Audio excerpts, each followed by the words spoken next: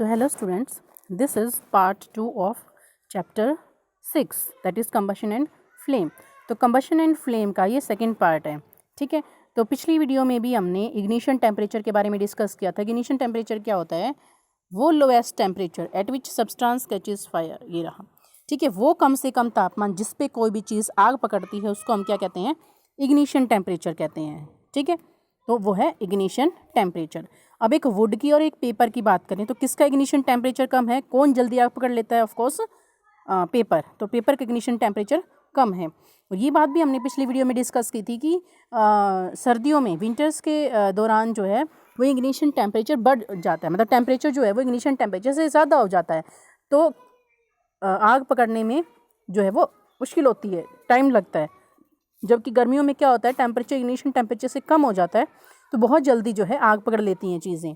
ठीक है, तो टेम्परेचर जो है हमेशा इग्निशन टेम्परेचर से कम होना चाहिए वहाँ का. ठीक है, उसके बाद यहाँ पे हिस्ट्री दे रखी है मैचस्टिक की. ये हिस्ट्री दे रखी है मैचस्टिक की कि मैचस्टिक जो है वो बहुत ही पुरानी है. ठीक है, 5000 ईयर से भी पुरानी है. पहले छोटे छोटे पाइन वुड के छोटे छोटे पीसेस होते थे और उसको सल्फ़र में डिप करके और यूज़ किया जाता था आग जलाने के लिए. ठीक है, अब जो है वो antimony try sulphide, potassium chlorate, ठीक है, पोटाशियम क्लोरेट, वाइट फॉस्फोरस, इन सबको ग्लू करके मिलाकर और तब मैचस्टिक बनाई जाती है लकड़ी से. ठीक है, और फ्रिक्शन की हेल्प से जो है वो मोमबत्ती, ये जो हमारी मैचस्टिक है ये जलती है. ठीक है, और ये डेंजरस भी है. जो इसको बनाते हैं वर्कर्स जो बनाते हैं उनके लिए डेंजरस भी है क्योंकि ये केमिकल्स हैं. फॉस्फोरस हो गया, पोटाशियम क्लोरेट हो गया. ठीक है, ये क्या है? केमिकल्स हैं. ठीक है, उसके बाद these days the head of the safety match contains only antimony try sulphide. अब जो मैच स्टिक्स होती हैं इसमें एंटीमनी ट्राई सल्फाइड होता है और पोटाशियम क्लोराइड होता है. इसको रब करते हैं. ठीक है, रेडिश सा होता है और आग जल जाती है. ठीक है, तो कम डेंजरस है. लेकिन जो वाइट फॉस्फोरस यूज़ करते थे, ठीक है, वो थोड़ा सा ज़्यादा जो था डेंजरस था. ठीक है, नेक्स्ट है फिर हमारा we find that combustion substance can not catch fire.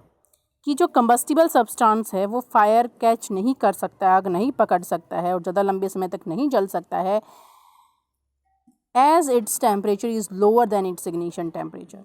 मतलब अगर टेम्परेचर कम हो तो वो चीज़ आग नहीं पकड़ सकती. मतलब टेम्परेचर ज़्यादा होना चाहिए इग्निशन टेम्परेचर से.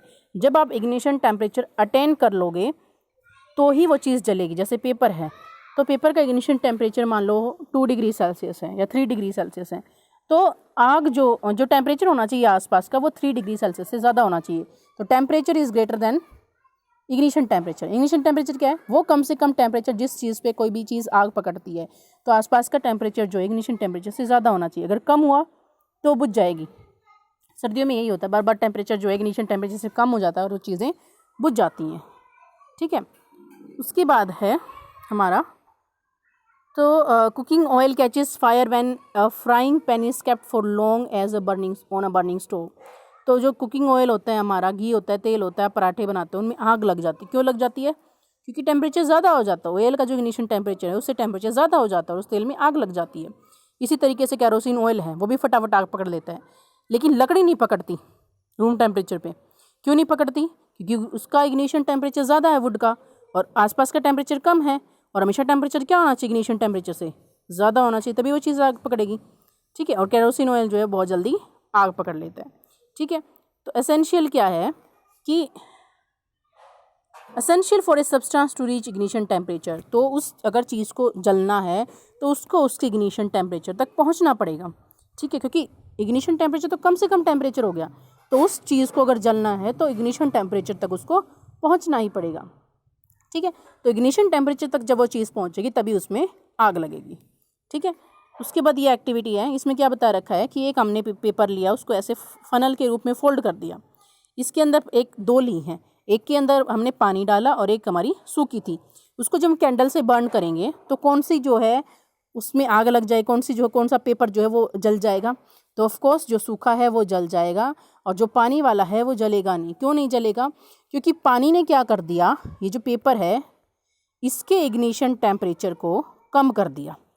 इस वाले को, जो फर्स्ट वाला है हमारा, तो फर्स्ट वाले को जो है कम कर दिया। ठीक है, अब इस फर्स्ट वाले को कम कर दिया। ठीक है, तो इग्निशन टेम्परेचर कम हो गया, तो इस वाले फर्स्ट वाले पेपर में आग ही नहीं लगेगी, क्योंकि इसका इग्निशन टेम्परेचर तो जो है वो कम हो गया। ठीक है, तो यही बात बता रखी यहाँ पे कि अगर हम हीट करते रहेंगे पेपर को, ठीक है, तो heat supply to the paper cup, तो सारी की सारी जो फर्स्ट वाले की जो हीट थी वो कहाँ चली जाएगी, वाटर को ट्रांसफ़र हो जाएगी, पानी को गर्म करने में चली जाएगी और पेपर को आग नहीं लगेगी। So in the presence of water the ignition temperature of paper is not reach. तो पानी डालने से कागज़ का जो इग्निशन टेम्परेचर वो पहुंच ही नहीं पाएगा। अब सारा का सारा टेम्परेचर जो हीट जा रही है वो तो पानी को जा रही है, पेपर को तो जा ही नहीं रही। ठीक है, तो पेपर का इग्निशन टेम्परेचर तक नहीं पहुंचेगा टेम्परेचर, और उसमें आग नहीं लगेगी। ठीक है, नेक्स्ट लाइन हमारी बहुत इंपॉर्टेंट है, the substances which have very low ignition temperature, मतलब वो सब्सटेंसेस जिनका इग्निशन टेम्परेचर बहुत ही कम होता है, जो आसानी से आग पकड़ लेते हैं, and can easily catch fire with a flame, are called inflammable substances. तो उन सब्सटेंसेस को हम बोलते हैं inflammable substances. For example petrol, alcohol, LPG, CNG, ये हमारे सारे इनफ्लामेबल सब्सटेंसेस हैं। आपने देखा भी होगा कि ट्रक वगैरह जाते हैं पेट्रोल के या डीजल के, तो उन पे लिखा होता है, गैस के भी जाते हैं, इनफ्लामेबल सब्सटेंसेस लिखा होता है, यानी कि जो सब्सटेंसेस बहुत ही जल्दी आग पकड़ लेते हैं वो होते हैं हमारे इनफ्लामेबल सब्सटेंसेस। ठीक है, तो नेक्स्ट हमारा टॉपिक है 6.2 topic, how do we control fire. अगर आग लग जाती है तो हम उसको कैसे कंट्रोल करें। तो इसके दो मेथड्स हैं, या तो हम पानी डालें। ठीक है, अभी इस एक्टिविटी में भी हमने देखा था कि पानी डालने से उस चीज़ का इग्निशन टेम्परेचर पहुंच ही नहीं पाता उतना, तो वाटर डालने से भी उसका इग्निशन टेम्परेचर कम हो जाएगा, मतलब टेम्परेचर जो है इग्निशन टेम्परेचर से कम हो जाएगा, और साथ ही साथ ऑक्सीजन की सप्लाई भी कट हो जाएगी। ठीक है, तो when A fire brigade arrives it pores water on the fire, ये वो क्या करते हैं, जब वो फायर ब्रिगेड आती है, आग लगी होती है, तो वो पानी डालते हैं उस पर। Water cools the combustible material, पानी क्या कर देता है, उस मटेरियल को ठंडा कर देता है, so that its temperature is brought below it's ignition temperature, तो जो टेम्परेचर है वहाँ का उसके इग्निशन टेम्परेचर से कम हो जाता है। This prevents the fire from spreading, इससे जो है आग फैलने से बच जाती है, और वाटर वेपर के रूप में कंबस्टिबल मटेरियल के चारों तरफ वाटर वेपर जो है वो एक लेयर बना लेते हैं, जिससे ऑक्सीजन की सप्लाई भी कट हो जाती है, so the fire is extinguish, इसलिए आग जो है वो बुझ जाती है। ठीक है, हो गया ये वाला, तो ये होगी वाटर से। इसके अलावा CO2 से भी होती है, ऊपर से कार्बन डाइऑक्साइड गैस भी डाली जाती है। ठीक है, तो उससे क्या होता है, आपने देखा होगा छोटे लेवल पे ये जो आग बुझाने वाले होते हैं, पंप से होते हैं, तो इनसे भी क्या है, ये जो है ये होते हैं। ठीक है, इनमें CO2 यूज़ होती है। तो CO2 क्या करती है, जब आग लगती है किसी स्पॉट पे, तो इनको छिड़का जाता है, इनमें से CO2 निकलती है, और CO2 पूरे में वहाँ पे फैल जाती है, और CO2 आपको पता है ऐसी गैस है जिससे आग बुझ जाती है। ठीक है, तो CO2 भी क्या कर देती है, ऑक्सीजन की सप्लाई को कट ऑफ कर देती है, जिससे आग वहीं बुझ जाती है। ठीक है, उसके बाद है, तो there are three essential conditions producing fire, मतलब आग को प्रोड्यूस होने के लिए 3 एसेंशियल कंडीशंस हैं। वो कौन कौन सी हैं, सबसे पहला है हमारा फ्यूल, एक तो ईंधन होना चाहिए, एक एयर यानी कि ऑक्सीजन होनी चाहिए। ठीक है, और तीसरा हमारी हीट, यानी कि टेम्परेचर जो है वो इग्निशन टेम्परेचर तक पहुंचना चाहिए।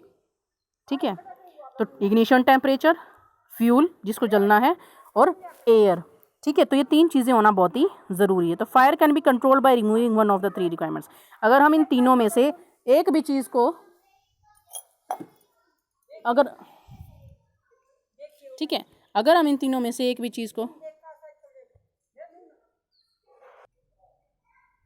ठीक है, तो अगर हम इन तीनों में से फ्यूल, ऑक्सीजन और इग्निशन टेम्परेचर, अगर हम इन तीनों में से किसी भी चीज़ को कट कर देते हैं या इग्निशन टेम्परेचर से टेम्परेचर को कम ले आते हैं, तो हमारी आग बुझ जाती है।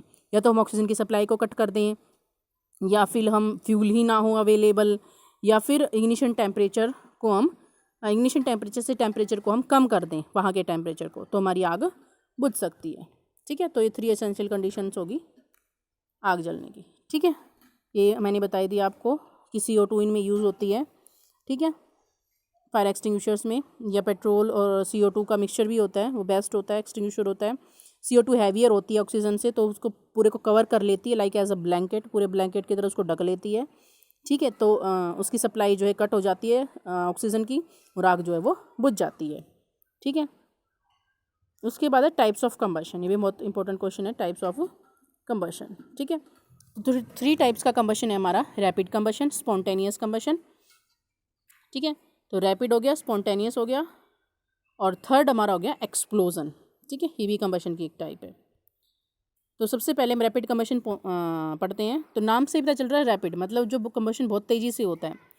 तो इसमें क्या होता है, कोई भी जो फ्यूल है वो रैपिडली बर्न करता है and produces heat and light, बहुत जल्दी से जलता है और हीट और लाइट प्रोड्यूस करता है। तो इस तरह के कंबशन को हम बोलते हैं रैपिड कंबशन। ठीक है, तो कौन कौन से हैं इसके एग्जांपल्स? फॉस्फोरस हो गया। ठीक है, तो फॉस्फोरस हो गया जैसे, तो इस तरीके के सब्सटेंसेस, या पेट्रोल डीजल हो गए, तो इस तरीके के सब्सटेंसेस में बहुत जल्दी आग लग जाती है, रूम टेम्परेचर पे ही आग लग जाती है। तो इस तरीके के कंबशन को हम बोलते हैं रैपिड कंबशन। ठीक है, नेक्स्ट है हमारा सेकंड स्पॉन्टेनियस कंबशन। तो स्पॉन्टेनियस कंबशन क्या होता है? The type of combustion in which material suddenly burst, यानी कि ऐसा कंबशन जिसमें अचानक से एकदम फ्लेम जलती है, जैसे कैंडल के ऊपर फ्लेम होती है ना, लो जो होती है वो एकदम से जल जाती है, without the application of any apparent cause, मतलब बिना किसी कारण के फटाफट एकदम उसमें फ्लेम के साथ आग लग जाती है। तो उस तरह के कंबशन को हम बोलते हैं स्पॉन्टेनियस कंबशन। ठीक है, जैसे हमारा गैस में होता है, गैस सिलेंडर में जो होता है, तो स्पॉन्टेनियस कंबशन है। ठीक है, तो ये हो गया हमारा, ये दोनों में, कैंडल में और इसमें हमारा स्पॉन्टेनियस कंबशन है गैस के अंदर, ये हमारा गैस के अंदर और ये हमारा कैंडल के अंदर, ये दोनों ही हमारे स्पॉन्टेनियस कंबशन है। ठीक है, और कोल का भी स्पॉन्टेनियस कंबशन होता है, कोल माइंस में एकदम से आग लग जाती है। ठीक है, तो स्पॉन्टेनियस कंबशन है। जंगलों में जो एकदम से आग लग जाती है वो हमारा स्पॉन्टेनियस कंबशन है। ठीक है, सूखी पत्तियाँ होती हैं, सूखी घास होती है, तो फटाफट आग लग जाती है। थर्ड हमारा है, थर्ड टाइप का कंबशन हमारा है एक्सप्लोजन, धमाका हो जाता है एकदम से, पटाखे जो होते हैं। ठीक है, तो एकदम से उनमें आग लग जाती है, एकदम सडन रिएक्शन होती है। तो there is a sudden reaction takes place with the evolution of heat, light and sound. Heat भी निकलती है, लाइट भी निकलती है और साउंड भी निकलती है। तो इस तरह के कंबशन को हम बोलते हैं एक्सप्लोजन। एक्सप्लोजन होता है हमारा क्रैकर्स के अंदर, पटाखों के अंदर होता है। तो 3 टाइप्स के हमारे कंबशन हो गए, रैपिड कंबशन, स्पॉन्टेनियस कंबशन और एक्सप्लोजन। रैपिड मतलब रूम टेम्परेचर पे अपने आप मतलब आग लग जाती है, फटाफट कंबशन होता है। ठीक है, स्पॉन्टेनियस में अचानक से बिना किसी कारण के जो है फ्लेम के साथ वो चीज़ जलती है, जैसे फॉरेस्ट के अंदर आग लगी, तो फॉरेस्ट के अंदर आग लगी है, कोई लगाता नहीं, अपने आप लग जाती है। ठीक है, कोल माइंस में, कोयले की जो खदानें होती हैं उनमें फटाफट अपने आप आग लग जाती है। ठीक है, और फ्लेम के साथ एकदम यूं पूरी बड़ी फ्लेम की तरह जलते हैं वो। ठीक है, तो स्पॉन्टेनियस कंबशन हो गया। उसके बाद एक्सप्लोजन मतलब धमाका होता है, एकदम रिएक्शन होती है केमिकल्स की, हीट, लाइट और साउंड निकलती है, जैसे पटाखों के अंदर हो गया ये। ठीक है, तो नेक्स्ट हमारा फ्लेम है। फ्लेम के बारे में मैं बार बार बात कर ही रही हूँ कि फ्लेम क्या होती है, लो होती है, जैसे कैंडल की है फ्लेम, ये ब्लू फ्लेम है। ठीक है, ये येलोइश फ्लेम है, ये ब्लू फ्लेम है, गैस की ब्लू फ्लेम है। ठीक है, तो ये हमारी ऐसी फ्लेम होती हैं। ठीक है, तो ये होगी हमारी फ्लेम। ठीक है, अब स्ट्रक्चर ऑफ फ्लेम भी हम देख लेते हैं, नहीं तो चलो नेक्स्ट वीडियो में हम इसको देखेंगे। ठीक है, तो इतनी हमारी जो है बहुत है। ओके।